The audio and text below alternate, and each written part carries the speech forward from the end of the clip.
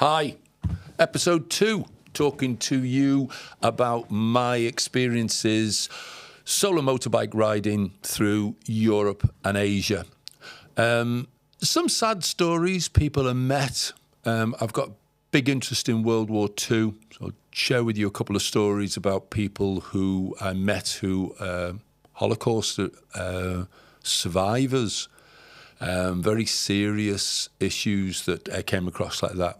Wonderful people to meet, very interesting from my point of view. If you have an interest, whether it be in architecture or whatever is your interest, it makes these trips come together, because in each country you're going to be experiencing different things. World War II fascinated me and still does. So that was always the nucleus of a story for me, where I would be interested in whichever country I was, what their involvement was, what their history was from there. But there's many sad stories and many stories that have brought me to tears when I've met people. I've also had plenty of funny stories. So we kick off today with a bit of a funny story for you. There are two people who I recommend when you are travelling on your own to talk to the following two people and to take their advice. First one is border control people. Now, in Western Europe, all the borders are open, so you're not even going to meet anybody until you start getting into countries like Romania and Bulgaria and Moldova, Bosnia, Armenia, Turkey. These are where you're going to come across a proper border control. And these guys are the people, the guys and girls, they can be either. They know what they're talking about. If you've got any questions, you're after any advice specific to the country that you're about to go into, I trust their word entirely. And the other people that I trust entirely are truckers, okay? And as a motorcyclist, we have a little bit of an advantage over a car driver. And that is that sitting on our motorcycle, we are more or less the same head height as a trucker. Whereas in a car, you're 2 or 3 meters, well, you're a couple of meters below. So it's actually easier to ride up to a trucker, get his attention, he'll open the door, and you can have a chat. And they are the best people to talk to because they have a wealth of experience. If you're going to go through a border from one country to another, the difference in the time that you wait can be hours and hours and hours and hours. So, for instance, coming out of Poland into Belarus, for example, some of the trucks are waiting a day and a half there. Now, they won't hold you back on a motorbike. You'll be able to ride to the more or less to the front of the queue. But even the front of the queue could be 15, 20 cars ahead of you. Whereas there will be another border control, maybe 20, 30 miles down the road, which doesn't carry as many heavy trucks going through, and therefore you'll skip through that one much, much, much easier. So I listen to truckers, I listen to their advice and ask them. So here's a funny story for you. I was coming out of Turkey into Armenia. So I'm way, a long way away from home now. I'm very close to Azerbaijan, if you know that area. So I'm like 4,500, 5,000 miles away from home. All on my Todd, on a motorbike. When you get to those distances from home, even though you're close-ish to an airport, you do feel quite cut off from the world. You're actually aware that if you want to get home on that motorbike, even if you ride every day, it's going to take you 5, 6, 7 days to get back home. So you're a long way from home. Not saying you're out of your comfort zone. I didn't feel that at all. It was just a wealth of experience I was learning as I was going along and enjoying every minute of it. Anyway, I get to this border, Turkey into Armenia. First thing first, I usually avoid big cities. I'm not normally going for a capital city. I'm a massive believer that they're all the same. Paris, Rome, Prague, Budapest. They're big cities. They've all got slightly different buildings. They've got slightly different cathedrals, but they're essentially concrete mass. And you've got a lot of tourists, and they're not my scene. I don't ever believe that if someone ever says to me, which they often do, oh, yeah, I've been to England, and I say, oh, well, where did you stay? Oh, I went to London for a week. Well, I'm sorry you haven't seen England. I don't tell them that necessarily, but real England, what is it? The Lake District, Cotswolds, Norfolk Broads, Yorkshire Moors. That's real England. London? No, city centre. So as I say, I normally avoid the city centres, the capital cities. But on this particular day going into Armenia, I genuinely knew very, very, very little about the country I was going into. So when the border control, which they often do, they say, why are you here? Where are you going? I just fell on the easy one and just said, oh, I'm going to capital city, Yerevan. And this border control guy said to me, why? And I said, why? I said, well, I don't know. Why not? You know, it's your capital city. And he went, yeah, there's nothing spectacular to see there. So I said, okay, so where are you going to advise me to go? And he said, well, if you want to see real Armenia, he said, then don't go to Yerevan. He said, what I would suggest is, he said, you drive 20, 30 miles along here, and he said, and you'll come across a road. And it's on your right-hand side. He said, it'll be signposted. And he said, and follow that road. He said, probably the best part of 100 miles. And he said, you'll be actually very, very, very close to the Iranian border, border with Iran. And there, he said, you will find that's real Armenia. That's what this country's about. You're going to really feel it and touch it. And I went, wow, thanks for the advice. Brilliant. I'm no longer going to Yerevan. I'm heading towards Iran. So I ride 20 miles and I come across a signpost and I come across a road and I turn right. And it was more or less the only road. It was clearly obvious that it was a road, whereas I had passed tracks up till then. Armenia is quite a poor country, a lot of vegetation, a lot of farming, so I didn't pass many places on the way. So I turned right, and suddenly I'm on a track. I'm on a bad track, a really bad track. Potholes, some of them huge, the size of a paddling pool, and I'm riding round them to avoid going into the mud. At the time, I was on a Honda Africa Twin, which is a very heavy bike and also is very top-heavy. When you fill that petrol tank up, which I had got a fair amount of fuel in there, the bike becomes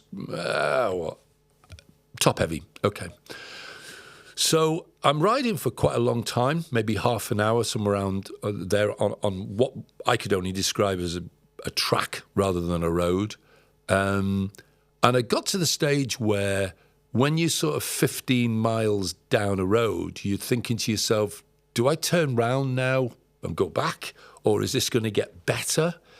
Very aware that on roads in some of these poorer countries, you will come across a good section, and then you'll come across a bad section. And the reason is that the people who are looking after the roads change from one local authority to another local authority. So that's why you've got this change of conditions of roads. So I carry on, and I'm hoping, against hope, that things are going to get better.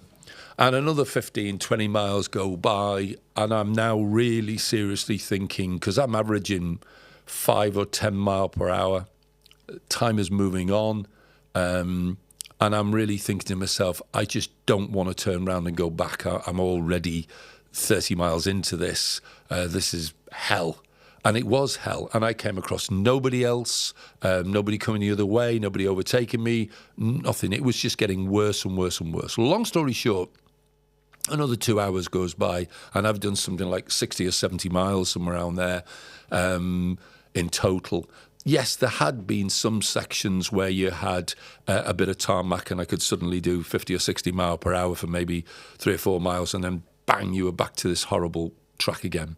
And lo and behold, time was moving on. It was getting towards tea time.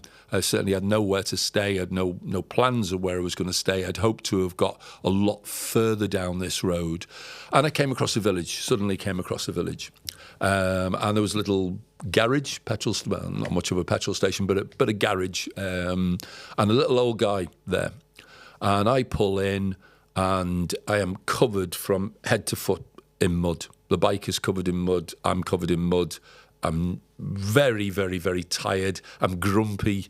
Everything was against me on this day. I'd not had a good day. And I then said to him, he didn't speak any English at all. My Armenian was as strong as my Russian, in other words, non-existent. And so in my best Armenian, I said to him, I need somewhere to stay. So the international language for that is, I need to sleep. Okay. So he thought about it for a while. I asked him hotel, and he shook his head to a hotel. And sure enough, it was a very, very, very small village. So he beckoned me, and I was to follow him. So we walked down a little track, about half a mile, somewhere around there. And he knocks on a door. A lady comes to the door. He starts talking to her. She shouting back to him. Before you know it, they're shouting at each other, waving hands in the air in exasperation. What's going on? I'm just standing there, haven't got a clue, no idea what's going on. And eventually, and off he goes, and sort of leaves me. And this lady's now standing at the door. She looks at me and tells me, "Take your clothes off." So, right, okay. So, and they were filthy muddy. So it's apparent to me that I'm probably going to be staying in this house, so I need to take my clothes off. Okay, so I take my jacket off, I take my trousers off, I've just got a little T-shirt underneath, which I give her, and I keep my boxers on because that's what you do. You know, you wouldn't take those off, would you? And she takes all of my stuff into the house and closes the door. And I'm standing there, just, what's going on? Okay? And so suddenly I find myself with the knowledge that my other clothes are back in the garage on the back of the bike. I need clothes. So that's the first thing. So I now walk back to this garage, half a mile, wherever it may be, just in a pair of boxers. The guy, actually, in fairness to him, had already started washing the bike, which I was really genuine. I remember thinking that he didn't need to do that. And I was just like, wow, that was such a nice thing. I still wasn't quite sure what the hell was going on down the road with my clothes, but the mere fact that he was caring for my bike, and I just suddenly felt someone was looking after me, which was nice. So I explained with sign language that I needed to put some clothes on, and I grabbed a pair of jeans and a T-shirt, put some clothes on, felt very, very differently, fully dressed. And a few minutes later, a minibus turned up. And a minibus turned up with about 15 young girls. I didn't know it, but they celebrate over there their 17th, not an 18th, not a 21st. When you're 17, you have a celebration. And they were on a celebration, okay?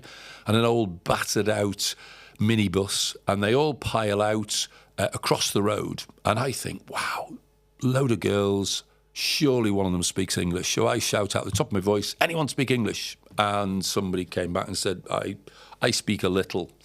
A little is all I need. Was great. And she came over and she explained, and I said, listen, I need to ask this guy where my stuff is. Am I staying there? The lady, she just took my clothes in, blah, blah, blah, blah, blah. So lots of funny issues come about now. So the first thing is this girl says to this guy, and he says, yeah, he's going to stay there. She used to rent a room out, and that's why he had taken me there. So I'll be able to stay there, and she must be cleaning my clothes now. That's why she's taken the clothes. And so, okay, so that was fine. So I knew where I was staying. And then he said to this young lady, would she please ask me why my bike is caked in mud? Why am I caked in mud? I mean, where the hell have I been? Where have I come from? So I explain to her, to tell him, that the reason I'm caked in mud is because the road leading from the main road to Yerevan, many miles away, down to here is a track. He laughs. He explains to her in Armenian what the hell's happened. She thinks it's funny. I'm the only one who's completely in the dark, until it is then explained to me, you actually come down the old road, the disused old road, and half a mile away is a brand new dual carriageway. So my border control guy was hoping and was planning and was trying to tell me that I would have zoomed down this wonderful, recently tarmacked dual carriageway. Instead, no, I took slightly the wrong turning, half a mile out the way, and went through a living hell. So they laughed and laughed and laughed at my expense. I found it funny as well. The lady did look after me. It was fantastic, really interesting. First time I'd ever really experienced a very weird breakfast. It was basically bread and nothing else. No eggs, no nothing like that. But it was various breads. There was dark breads, black breads. There was all sorts. It was just breads. Very interesting. Would I like it again? Do I ever ask for it? No, but it was interesting on that day. What was also brilliant was I had now broken the ice with the said 17-year-old who had explained that the reason that her and her friends were in a minibus was that they were enjoying their day because it was her friend's 17th birthday and they were going to have this great celebration during the whole of the day. And this was already about 6 o'clock at night, and it was going to finish in the local community centre, whatever you want to call it, a very poor area. It was in a very, very, very poor area. Would I like to come?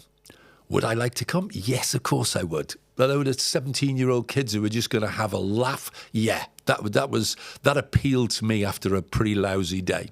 So I got an invite to this party. So she very kindly came back and explained to the lady who had already started washing my clothes, which was also very kind of her, and she explained that I would need directions to the community centre place that evening. This lady thought it was absolutely hilarious that I'd only arrived half an hour earlier in this little village and I'm suddenly going to the one and only party that was probably going to happen that month in the whole of the village, and I got an invite to it. Great night, lovely, lovely people. I witnessed, or I was party to. I was involved in a real traditional Armenian party. Fabulous. We ate fantastic food there. It was really great. Wonderful experience out of something and perhaps. Well, if I hadn't gone down the road, I wouldn't have stopped in that village. I wouldn't have even come across that village because the dual carriageway bypassed that village, and that had really killed that village. That dual carriageway had taken them off the map. It really had. So set of circumstances that you had to go with, you had to change your tack for. A most fantastic experience. One of the best experiences I had. It was absolutely wonderful. And on that note, I'll tell you something else. And this is the beauty of being on your own. You could just do what you want to do. So I'll go two extremes here. I've had the extreme of waking up at 7 a.m, having my breakfast with full intention of riding 400 or 500 miles that day. I love riding the bike. Absolutely love riding the bike. That 16-year-old me is still there. So riding the bike to me in glorious weather through an unusual place that I've never been to before, it ticks every box that it possibly could do. And I've had the extremes of waking up in the morning and thinking, I'm going to do 4, 5, maybe I'll do 600 miles today. Who knows? And I've ridden 4 miles down the road and come across the most spectacular, this happened to me once, come across the most spectacular little village that I just fell in love with and ended up staying there. And then equally, I've had the opposite, where I've woken up and I'm a bit grumpy, I'm a bit tired, I didn't sleep very well. There was a lot of noise going on in a street outside. I had that in Russia a couple of times. And I woke up and I just thought, do you know what? I'm tired, I'm grumpy. I never get grumpy, by the way. I don't even know why I use the word. But I didn't feel full of life. Happened a few times. And I'd sit there and I'd think, do you know what? I think I'll just I'll just do 50 miles today. I'll just do 100 miles today, maximum. And then I get on that bike and the smile hits me. And 6-7 hours later, I'm 400 miles behind me and I'm still raring to go. So the beauty of being on your own is that you've got that flexibility and you can just do what comes around. And meeting people, that's the biggest single thing. That's the biggest single thing that can change your plans. So I'll tell you a little story now. Before I hit on the World War II stories, which I find fascinating, but I accept that they're not for everybody. And that's why I'm trying to say to you that if you've got an interest, whether it be architecture or people or whatever it may be, just pretend that when I tell the stories of World War II, that it's more to do with what your interest is from there. So what I was saying there was people change your plans more than anything else, and you need to be flexible in that way. You meet someone and suddenly they come up with an idea that you didn't have. And one of the best examples I have of that was one of my earlier trips that I did. Went through Finland. And I'd gone on the ferry from Stockholm over to Tuborg, I think it's called. It doesn't matter what it's called. It's in Finland anyway. And I just got off the ferry and it was late in the afternoon, so immediately I needed to find a hotel. So very, very close there, I found a hotel. And there was a young girl, receptionist, and I sort of said, hello, we got a room? And I got a room. And then I said to her about what my plans were. And my plans were that I was going to go to Helsinki and then I was going to go to wherever. I had a plan. And she said, no, what you should do. And she actually gave me 5 places to go in Finland. Now, Finland's a huge country, 1,500 miles high, 400 or 500 miles wide, somewhere around there. Huge, massive border with Russia all the way up. And she gave me these 5 ideas, and she told me briefly about them. You should go there because of so-and-so. You should go there because of such and such. And she had me literally zigzagging up. There's 2,000 miles I was going to ride if I had done these 5 things. And the last one was to a Sami village right on the top.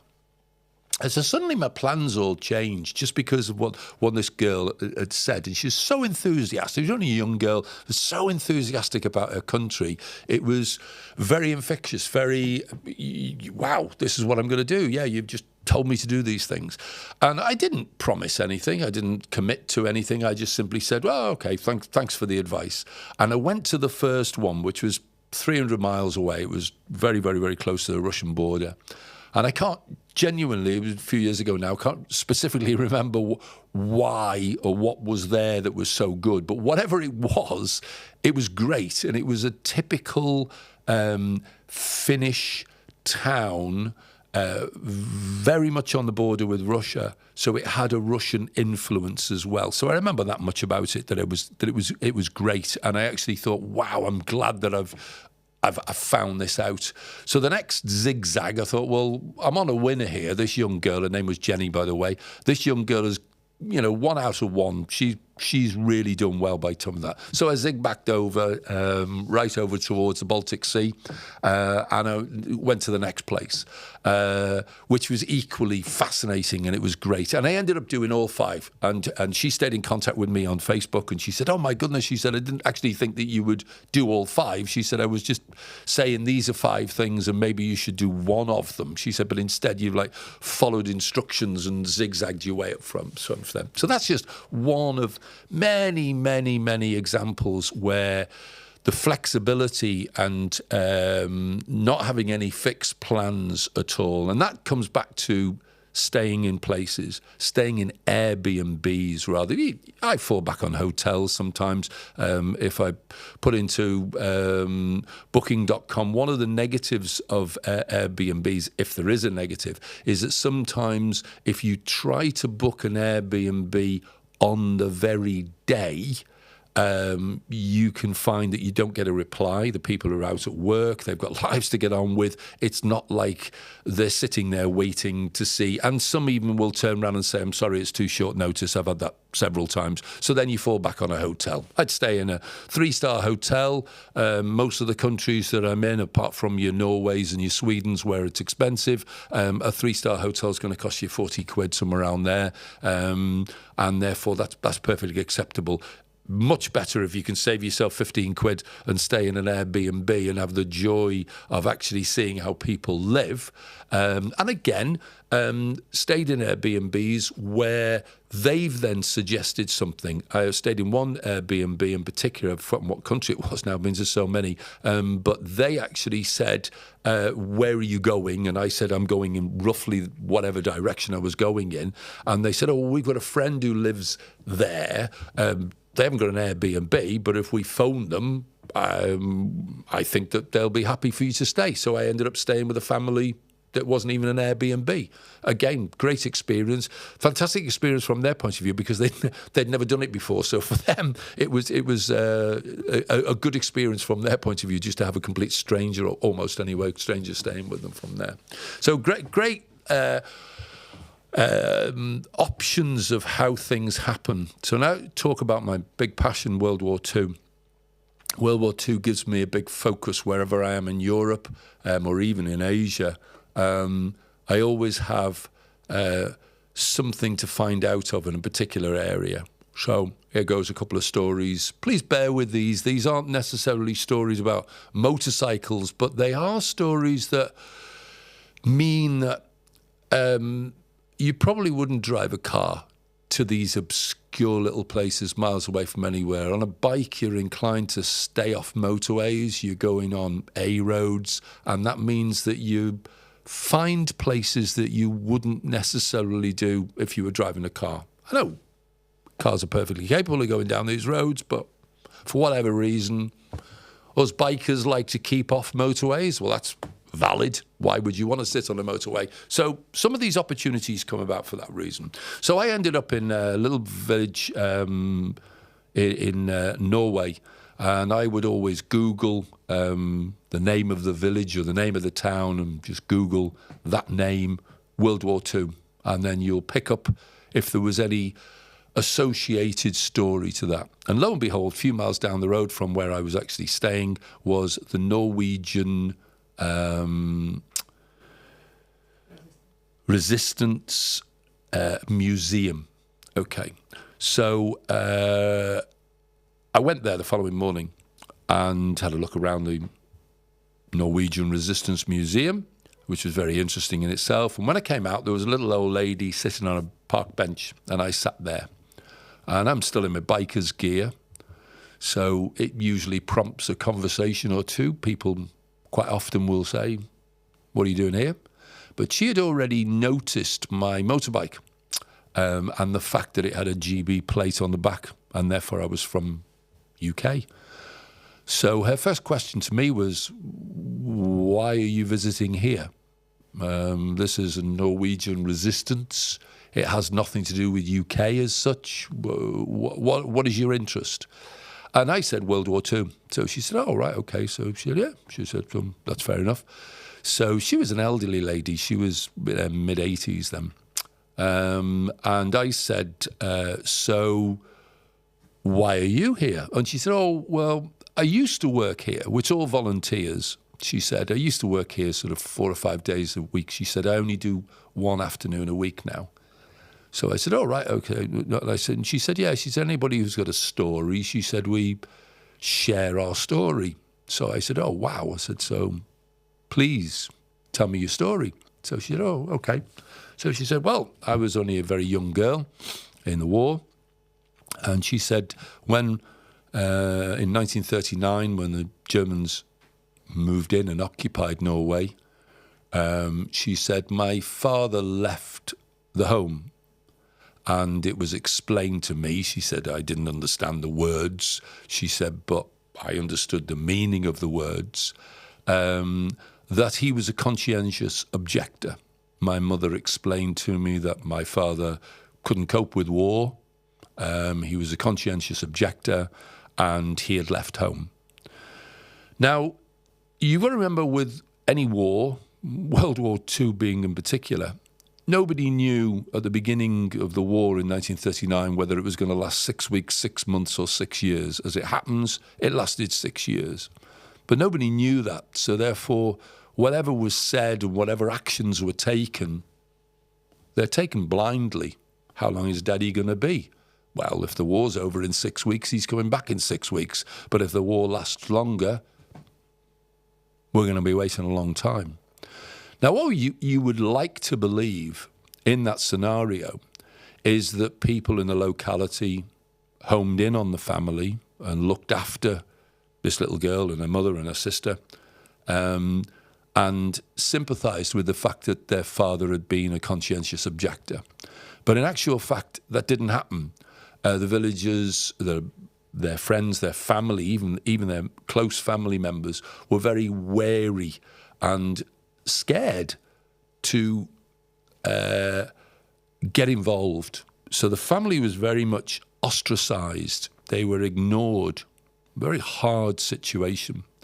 A couple of years into the war, this little girl, who's now in her 80s, and she's sitting on the park bench talking to me, when she was only 5 or 6 years of age, or 7 or 8 by then, she came down one morning and said to her mum, "Oh, Mum, Daddy came to visit me last night and talked to me." And her mum said, "Oh, no. She said, that you've had a dream. Daddy doesn't live anywhere near here, so Daddy's long since gone. We won't be seeing Daddy again. That's not what happened at all. And you mustn't tell people that's happened because it's just a dream." And she remembers that quite clearly that day. And a year or so later, the same thing happened. And she came down from stairs and she said, "Mummy," she said, "Daddy came to see me and he talked to me last night whilst I was in bed." And this time, things were very, very, very fraught in the locality. There were a lot of Nazis knocking around. There were a lot of people asking a lot of questions. And her mother was extremely concerned that the child said anything. So she actually verbally scolded her and shouted at the girl and said, "Don't you dare say that. It's not true. It was just a dream and you must not tell anybody." And the mother remembers this day. The daughter remembers this day. It was a very poignant day where the mother really shouted at this little girl. Then another 2 years goes by, 1945, end of the war. And little girl is coming home from school one day and sees something that she's never seen before. And that is that she sees her mother in the front garden hugging and kissing a man. Something that she had never witnessed, something that was very strange to her. As she gets nearer, she realises it's her father, which is a double shock. Now, her father was not a conscientious objector. Her father served in the Norwegian resistance, and he did visit his little girl on those 2 occasions. So it was just the most tear-jerking, wonderful story to be confronted by this lady who was just telling me this story. I folded up, tears came down my cheeks, and she said, "Please don't be upset for me." She said, "I'm not telling you the story for you to be upset or for anybody to be upset." She said, "In fact," she said, "I'm a lucky girl." So how on earth can you be lucky out of that story? So she said, "Well," she said, "I have a similarity to your queen." And I said, what similarity do you have to? She said, "I have 2 birthdays." She said, "Right the way through my life until my mother died," she said, "I had 2 birthdays." And I said, "Wow." But I said, "How come?" So she said, "Well, my first birthday was on my birthday." And she said, "The second birthday," she said, "which was the day when I was really spoilt," she said, "I got lots of things." And I said, "What was that?" And she said, "That was the date, the anniversary every year thereafter of when my mother scolded me for saying." Still chokes me up, that one. Still gets to me. Wonderful, wonderful, wonderful story. So there was one. I'll do another one for you. but I've got plenty of them. I do talks to people. I've been asked to do talks to schools, and I've been asked to do talks to just bikers in general. But really, I should be talking to people who are interested in World War II, because an awful lot of my stories are about World War II. No association to motorbikes as such. But again, I'm going to remind you that whatever your passion is, where you might be interested in classic cars, classic motorbikes, go around all these countries in Europe and you will find different things that you would never have seen in any other environment. So it just happens that my passion is World War II. So another little story for you on World War II was in Poland. And I came across, I visited several of what were concentration camps to pay respects. I'm not a person who likes dark history particularly. I don't feel that. I just feel that you can visit some places just to pay your respects and nothing else. You don't get anything else out of it at all. You're just there to pay respects. I'd like to think, I'm not a particularly religious person, but I'd like to think if there is any afterlife and if there are people that can see what we're still doing down here, then lest we never forget, and you pay your respects in that way. So this particular camp I went to, which had been a concentration camp, a very nasty concentration camp, I found it, but the last 100 metres, 200 metres was almost impossible to find. It was very strange. I couldn't find the entrance to it. And some of these are very much disused now. That they stay there as like a cemetery, if you like, and nobody's there. And I didn't know, with this particular one in Poland, I didn't know whether there was going to be an information centre or whether the camp was still going to be partially there to look around. I didn't know what to expect. I had no idea at all. It wasn't an Auschwitz. And sadly, Auschwitz is, I hesitate to say it's like Disney. It's not like Disney, but it's thousands upon thousands upon thousands of people visit there every day, and you do get this feeling that it's tourist mania, Auschwitz. Understandable in terms of the number of people who were exterminated there, but nevertheless, it's a difficult one to walk around with so many other people there and so much noise. Your school children aren't very respectful in these places sometimes. So there's lots of noise going on, and there shouldn't be. It should be silence. Anyway, this other one, I'm riding around trying to find the entrance to it, and eventually I come down into what was a residential area, blocks of flats. But I come across the fence, and I can see that is the camp. Huge camp, massive, I don't know how many acres, 30, 40 football fields wide, huge. And you can see the huts in the distance. So I park the bike and I think, well, I don't even know, I can't climb over the fence. I still don't know where the entrance is. And I park the bike, and a little lady on a first floor apartment on a balcony shouted to me. She would have shouted to me in Polish. I would have shouted back saying, sorry, nie Polska. Anglicki, Anglia, whatever. And she spoke a little bit of English, so she shouted down, well, what do you want? So I said, I want to know, well, I'd like to go into the camp. Where's the entrance? 1 minute, she said. And she came downstairs, and she took me 50 or 60 metres along, and there was a small opening in a fence, not a proper gate, but just a small gate. And I said, fantastic. And she said, well, there's the entrance over there. So she said, you can walk over there and pay your entry fee if you want to. She said, you don't have to. And I said, well, of course I will do. And she said, and then you can have a look around from there. So I said, okay, fine. That's what I did. And I did. I spent the 15, 20 minutes, whatever. So this lady took me to the entrance, which is sort of a little gate way through, and pointed over to me, and off I went, and I walked around the camp and went to the entrance and explained how I had managed to get in there. And I spent a good hour, an hour and a half there. It was a very, very, very, very sad camp. Very, very, very, very sad. A horrible history. A lot of experimentation went on there. Nasty, nasty, nasty, nasty, nasty place. So when I came back to my bike through this little gate, my friend, the little lady, perched on a seat on a first floor, looked down and said, "You okay?" And I said, "Yeah, thank you very much. It's very good." So she said, "You are English?" I said, "Yes." She said, "You drink tea?" So I thought, that's just about the most famous thing that Britain's famous for is drinking tea.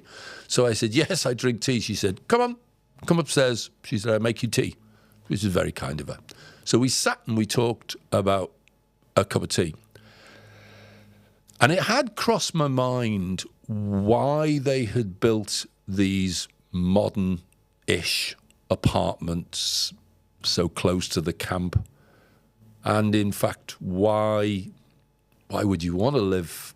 I hesitate to say this because there are plenty of other places, one very close to where we live, Terezin, just in Czech, that I've got no issue with people living right by the camp. I fully understand why they're there, and those buildings were there before the camp in the example of Terezin. But in this particular incident, these apartments had been built well after World War II had finished. So therefore, for all the land that they had available to them, why had they built these apartments there? Whatever reason. So I was sort of inquisitive as to why she would have chosen, or why anybody would choose to live there, where her apartment literally looked out towards and over the camp. And she told me. So I don't think I actually asked the direct question, but in a roundabout way, we eventually got to, so how long have you lived here? Why, not why do you live here, but what's your attachment to this geographical location, whatever it may be. And she explained. And she said, I can explain. She said, my mother and father were in this camp.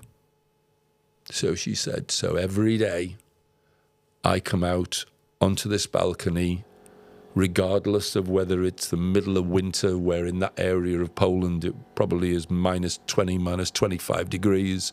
It didn't make any difference to her. Every solitary day she comes and she sits on her balcony and looks out and talks to her parents. She knew exactly what hell they went through. She's never forgotten it. And she talked to them every day. Things like that moved me more than anything else could have. In Britain, we were not occupied. So these stories of World War II, when you associate to British people, invariably are to do with relatives that they lost who were fighting in the war, or maybe they fought in the war and they've survived and they come back and they've got a tale to tell from there, which is very interesting. But a country which was occupied by the Nazis, they experienced things in a completely different way. And then when you meet someone who was actually either in a concentration camp themselves, or their parents or their family members, whatever, had experienced that, then it's a different level. It's a different level. And you got to remember, because this is now 80 years old, 80 years ago was the end of the war, people with first-hand experience, there are very few of them around anymore. So the real stories are only going to be available to any of us maybe for the next 10, 15 years, and then it'll all be second-hand stories. It'll be what someone told them. So very, very interesting from my point of view. Yes, it does mean that I've got a passion to ride around Europe, especially Central and Eastern Europe, which fascinates me, and Asia. But the good side of where we are, whether you're in Britain or any part of Europe, is you've got all these different cultures right on your doorstep, and you can get to them so easily. And it is wonderful, the opportunities that we all have to travel, the relatively inexpensive ways we can travel now. Germany does a thing at the present time quite regularly where I'm pretty sure I'm right in saying that it's for €20 you can travel on their trains anywhere. Just incredible good value. I'm of an age where I remember, when I was 16 to 20 years of age, to travel to some of these countries, only millionaires could go, certainly to Australia and Asia and various of the long distance stuff was just open to people with millions of pounds. So there you go. These are my little experiences, little stories. Yes, did it all on motorbikes. Best way of travelling as far as I'm concerned. Wake up in the morning and if it's pouring with rain, do you know what? I don't go anywhere. I just stay where I am. I don't want to get soaked. So I stay another night. It was all being well. I'm welcomed in a Airbnb and I can stay an extra night, keep away from the weather. And as I've said to you before, travelling on your own, you meet people, you are invited to doing things because you're non-threatening. You're a non-threatening issue. They don't look at you as if you are going to do any harm. You are the vulnerable one. You're the one on the motorcycle on their own in a strange country, and that means that they warm to you. They help. They're interested in your story. They're interested to know why you're there, what you're doing, and what you are interested in. And if you say these are my passions, these are my interests, then sure enough, you'll get all these opportunities open to you. Smile on your face. That's the biggie. That's the biggie, the big international language. Of course, another thing you've got to mention as well is the English language. Oh, my goodness me. That's the one that opens more doors than anything else. If you only speak your own foreign language, you have huge limitations. Everyone, somewhere in every country, you are going to come across someone who can help you out and have a conversation, even if it's in minimal amount of English that they speak. You're going to be able to get some communication with them. Okay, so next time I'm going to talk to you about sponsorship. I'm going to talk to you about the charities that I work for and why that opened doors. I didn't do it for this reason, but it did. It just, everything that I've done, I now hugely believe that you get out of life exactly what you put into it. No more, no less. You put into life, you help people, you spread stories, good stories, you enlighten people, you educate people, and it comes back in abundance to you. Never intended to do it for that reason, did it for my own reasons, but boy, have I had some wonderful, wonderful experiences. Going to talk to you a little bit again in the next issue, next series, about writing a book. Never thought I'd do that in my life, but I ended up doing it all off the back of these experiences, all off the fact of meeting these people and having these stories. If I didn't have these stories, how could I write a book? A very boring book, fascinating book because I met so many people on these trips. So, hope that you're enjoying this little series that we're putting together. In addition to talking about the experiences that I've had so far, in future episodes, I'm going to be talking about stuff that we're currently doing. We've just come back from Sweden. We're going to be going to Alemania to watch the classic TT this year. So I want to do stuff like that, tell you a little bit about stuff that we're doing ongoing. Great. See you next time.